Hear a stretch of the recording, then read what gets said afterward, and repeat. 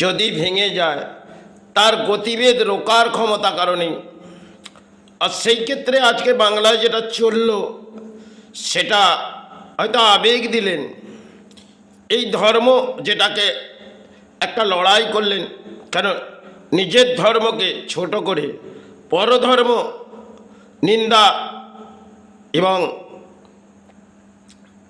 নিজের ধর্মকে নিন্দার মাঝে ফেলে দিয়ে আর পরধর্মকে যেন উচ্চ স্তরে ভাসিয়ে নিলে কিন্তু বাঁধটি যখন ভেঙে যাবে তখন তার গতিবেগ রোকার কারো ক্ষমতা নেই। কেন একটা বাঁধ যখন নদীর ভেঙে যায়, হয়তো সেগুলো বাংলায় এখনো হয়নি, কিন্তু যখন কোনো বাঁধ ভেঙে যাবে সেই বাঁধটা ভাঙার আগে মেরামতি করতে হয়। কিন্তু বর্তমান দিনে দেখবেন আমরা সমস্ত কিছু ধ্যান দিই না, আমরা একটি এনজয়ের মধ্যে ধ্যান দিই, আর কিছুটা একটা যে আজকে বর্তমান সময় পড়েছে সেটা একটি রাজনীতির মাঝেই ধ্যান দিই। এবং যারা এই কাজগুলো করে তারা যে জনজোয়ার ভাসিয়ে ধর্মের বলিগুলো যেন একটা লড়াই করছে, তারা ধর্ম সম্বন্ধে এত কিছু জানে না। তারা যে ব্যাখ্যাগুলো করছে তারা সমাজকে একটা আত্মাবৃদ্ধির মাঝে যেন ভেঙে দিচ্ছে, আর সমাজের মানুষ সেটা তাদেরই ভেঙে দেবে। সেখানে দেখবেন নদীর বাঁধ ভেঙে গেলে তার তো রোকার ক্ষমতা নেই, তাহলে তাদের পরিণাম নিশ্চয়ই কিছু ঘটবে। একটা বাঁধের উপলক্ষে ব্যাখ্যাটা দিচ্ছি, এই ব্যাখ্যাটা সম্পূর্ণ একটা অন্য ধরনের। কারণ বাংলায় দেখবেন আজকে ধর্মটা একটা রাজনীতির মাঝে জনজোয়ার, আর জনজোয়ার ভাষাও ক্ষেত্রে ধর্মকে নিচ স্তরে রেখে সেটা মনে হয় আশাবৃদ্ধি করা বাংলার এই নেতাদের কাছে যায় না। যারা আজকে হিন্দু ধর্মের, তারা হয়তো মাতৃগর্ভে থেকে এসেছে, তারা যে ধর্মটাকে তলারিতে পাঠাচ্ছে তার দায়ভার হয়তো সমাজ হবে না। একটা দিন তাদের ঝড় বইয়ে দেবে। সে ঝড় যেমন একটি বাঁধ ভেঙে গেল, আর পড়ে যাওয়ার পর বাঁধটা ভেঙে যাওয়ার পর একটা গতিবেগ জল ঢুকতে লাগলেন, আর সেটা রোকার ক্ষমতা কারণেই হয়তো কিছু চিৎকার করে গেলাম, কিন্তু তাতে বিফল হলাম। এই কিছু রাজ্য রাজনীতিতে যেটা হচ্ছে সেটা হচ্ছে বাঁধ ভেঙে দেয়া, আর বাঁধ ভেঙে দেওয়াটা সবাই আমরা আবেগ নিয়েছি, কিন্তু যারা আবেগ নিয়েছে সেটা সময়ের অঙ্কে তাদের কি খেলা ঘটবে সেটা তারাই বুঝে উঠবে। সবাইটা কাটতে দিন, ধৈর্যের একটা সীমা আছে। দেখবেন অপমান হয়তো সমাজে পাচ্ছেন, খেতে এই অপমান পেতে পেতে তারা কিন্তু একদিন বিফল হবে। ধর্মের মাঝে যদি আশ্রয় নেওয়া যায় একদিন আপনি সফল হবে। আর বহু কিছু ব্যাখ্যা আজকে যেগুলো সমাজে হয় ধর্ম নিয়ে, এটা আমি মনে করি না এই ধরনের কাজ করে সে একটা রাজনীতির মাঝে ধর্ম, এটা মনে হয় আমার আশাবৃদ্ধি করা যায় না।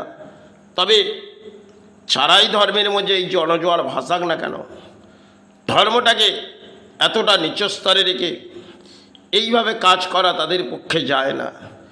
হয়তো সময়ের অঙ্কের খেলা এটা বাংলায় চলছে। কখনো একটা সেতু ভেঙে যাচ্ছে, কারণ নামকরণ করলাম আর সেতুটা ভেঙে পড়লো, এগুলো তো বাংলায় একটা ঘটছে। আর সেটা ঘটার পর বাংলায় কী ঘটলেন, কারণ যখন একটি সেতু ভাঙলেন তখনও তার বোঝার শক্তি নেই। যে নামকরণটা দিলাম বিবেকানন্দ সেতু, তার আদর্শটা আমরা মেনে নিতে পারবো কি? আর সেই আদর্শ আমাদের এই মানুষ্য জন্মে হয়তো হবে না। তিনি যে আদর্শটা দেখিয়ে গেলেন সেটা ধর্মকে জাগানোর আদর্শ দেখিয়েছিলেন। আজকে যদি নেতারা এসে বলে সে রাজনীতি থেকে ধর্ম জাগাবো, কিন্তু তাদেরকে একদিনকে বিফল, কেন অধর্মের বলি বলে ধর্ম জাগে না। কলিযুগে হয়তো আমরা অধর্মের বলিতে অর্থ সঞ্চয় করি, আর অধর্মের বলিতে আমরা উচ্চ স্তরে যাই, কিন্তু একটা সময় তাদের ঝড় বয়ে আসে, যা কিছু অধর্মের সঞ্চয় করলো সেটা আবার বিলীন হয়। তা সেইরকম রাজ্য রাজনীতিতে যে সমস্ত নেতারা এসে তোলপাড় করেছে, তাদের পরিস্থিতিটা আগামী সময় কী ঘটবে সেটাও পরবর্তী সময়ের খেলা। কিন্তু বাঁধ ভাঙার মতন আজ প্রকল্প এলো, সেটা কিছুটা হয়তো ধর্মের মাঝে দেখিয়ে দিলাম, কিছু গড়ে দিলাম, কিন্তু কিছু রীতি রিবাজ ভেঙে দিয়েছি। আর যদি মনে করি আমি কিছু গড়ে দিলাম, সেটা তিনিই জানে আপনি কি করেছেন। তিনি যখন লুস্ত হবে তখন তো আপনাকে বুঝিয়ে দেবে। এই মহামায়ার আবির্ভাব এই বাংলায়, সেখানে যদি আমরা শিক্ষা অর্জন করে সেই শিক্ষাটা ভুলে যাই, তাহলে সেই শিক্ষা তিনিই দেবে। এটা সমাজ আপনাকে দেবে না, তবে সমাজের হাত দিয়েই আপনাকে দেবে। কারণ সমাজ যখন আপনাকে দয়া করেছে, এই সমাজ আপনাকে ছুঁড়ে ফেলবে। যেটা বাংলায় পরিস্থিতি রাজনীতি নিয়ে হচ্ছে, সে যেই হোক না কেন, রাজনীতিকে আমি ঘৃণা করি, কিন্তু রাজনীতির জন্যে ধর্মের নীতিগুলোকে আমরা খারাপ করে দেবো, এটা মনে হয় বাংলা যেটা চলছে এটা সময়ের। কিন্তু এই ধরনের যদি আবেগ হয়ে যায়, তাহলে ধর্ম তো তলানিতে চলেই গেছে। ফিরে মনে হয় এই ধর্ম জাগবে কি না তা হয়তো আশাবৃদ্ধি করা যায় না। কেন ধর্মটা নিয়ে আমরা যে জায়গায় চলে এসেছি, একটা যেমন রাজনীতিতে আরও কিছু বলি আবড়ে হয়তো একটি তিলক টেনে নিলাম, আর ধর্মের মাঝে আশ্রয় নিলাম, কিছু অধর্মের বলি আবড়ালাম। এই চলছে হয়তো কলিযুগে একটা বাংলার ধর্ম। সময় বহু সাধক কিন্তু একটা জ্ঞান অর্জন করার কথা বলেছিলেন। তারা ব্রহ্মত্ব জ্ঞান পেয়ে সে সমস্ত ব্যাখ্যাগুলো বলেছিলেন, সেগুলো অসাধারণ ব্যাখ্যা, আর সেগুলো কিছু বইও লেখা ছিলেন।